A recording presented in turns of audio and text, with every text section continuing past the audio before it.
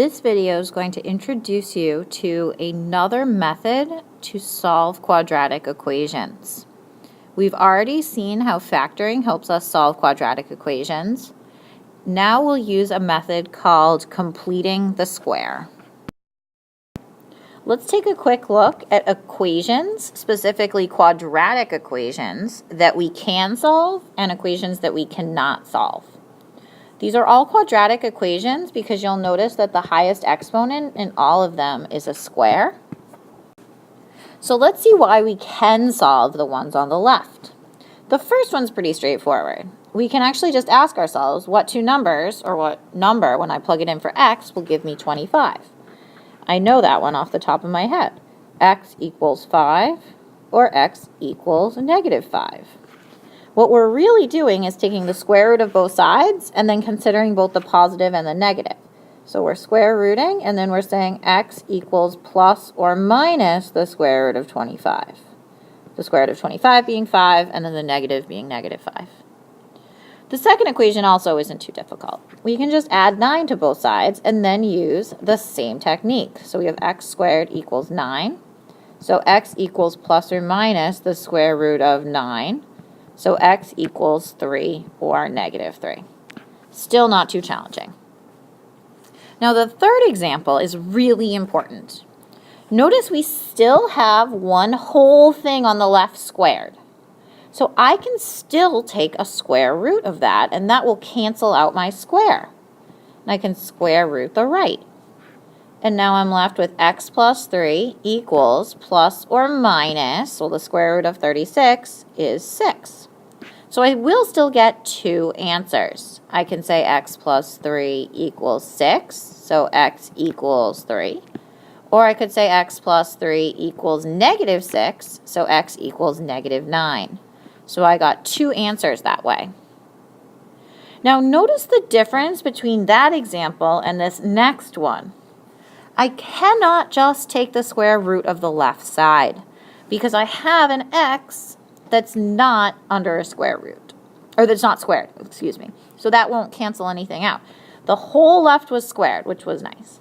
Thankfully, we also know how to solve this one. I would factor to x plus 6, x plus 4, still equal to 0.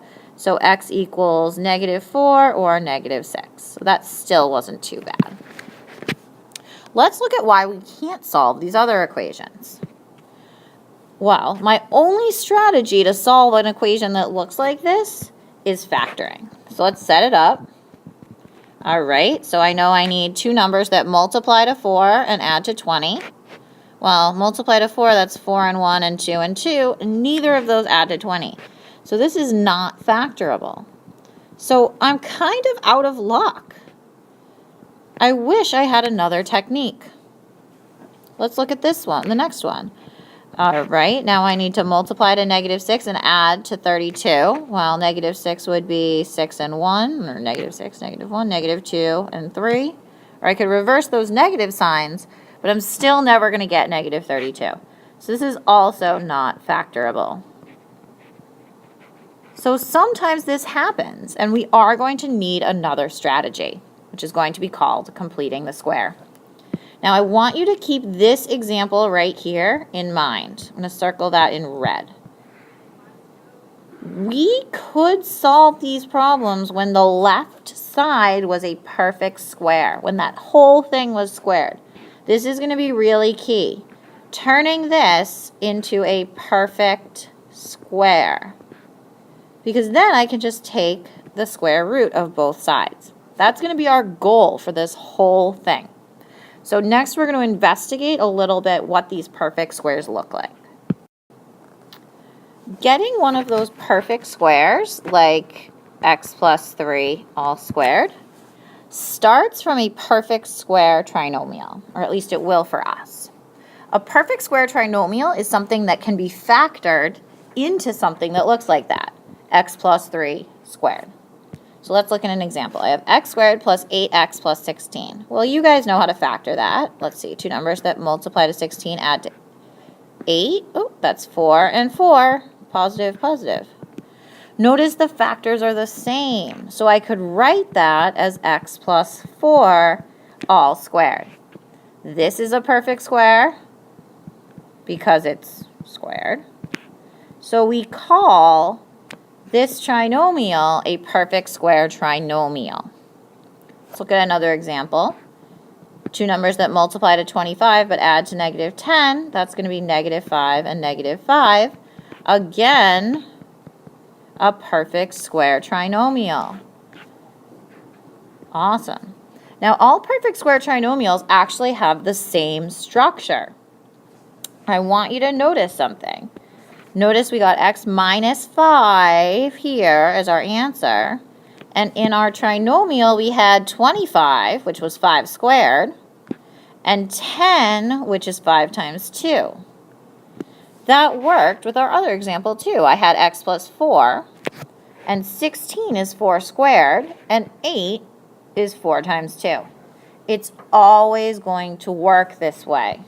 So if I had x squared minus, let's say, bx, well, I know that's going to factor into x, let's do plus bx, plus b over 2, because remember, I always divided these b's by 2 squared.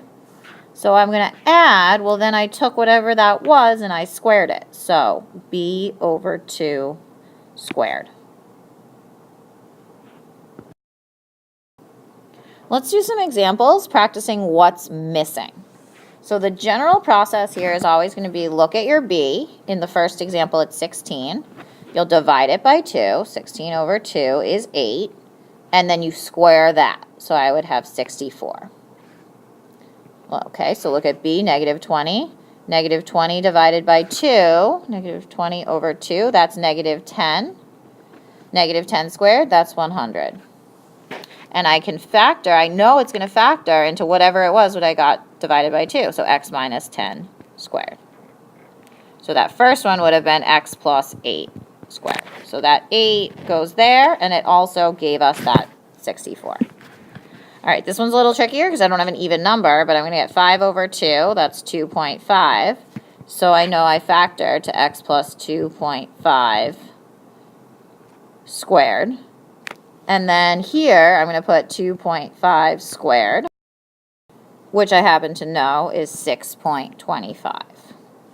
In this last one, we'll follow the same process. Take b, divide it by 2, g over 2, and then square it. So I have g over 2 all squared.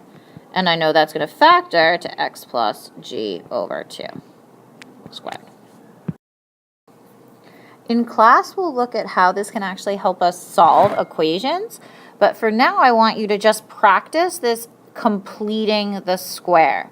So what you're going to do for these 4 problems is you will fill in what's missing to make it a perfect square trinomial. And then you will fill in what the binomial squared looks like. Good luck.